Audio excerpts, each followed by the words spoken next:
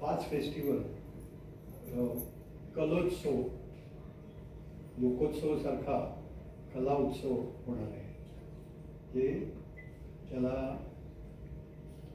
तुम्ही याच आणि तुम्ही जे कार्य करता, शिक्षण कार्य जे गोव्याला साक्षर केलेलं आहे, 100% साक्षर गोवा होत आहे.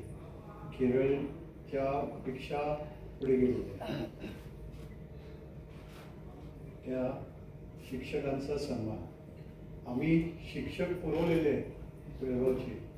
मराठी टीचर्स ट्रेनिंग कॉलेजमध्ये जे जे शिक्षक होते त्यांना गोव्यात सहजगती नोकऱ्या. त्यामुळे त्यांनी शिक्षण कार्य केलेलं आहे. तर आमचा बेळगावकरांचा सहभाग गोव्यात मोठा आहे शिक्षण क्षेत्रात. त्यामुळे आज कॉलेजेस झालेले आहेत आणि इतर येऊ मागत आहेत. युनिव्हर्सिटी, गोव्याला एक युनिव्हर्सिटी आहे, तर खाजगी युनिव्हर्सिटी गोव्याची मुलं इतरत्र शिकायला जातात. इंजिनिअरिंग कॉलेजला जातात, मेडिकल कॉलेजला जातात. तिथे तितक्या सोयी गोव्यातच मिळाल्या. गोव्यात समृद्धी, बुद्धिमत्तेच्या जोरावर देशात संपत्ती आलेली आहे. म्हणजे सोनं, कारागीर, सोन्याचे दागिने विकून, ज्वेलरी विकून फॉरेन इन्व्हेस्टमेंट, फॉरेन फंड्स आला. तद्वतच IT क्षेत्रात भारताने प्रगती केलेली आहे.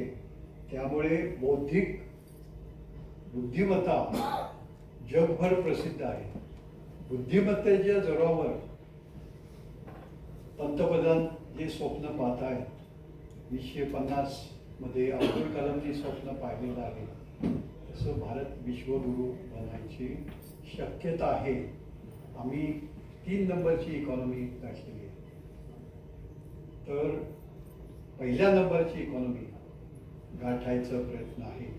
तर त्याच्यामध्ये शिक्षकाचं योगदान मोठं आहे.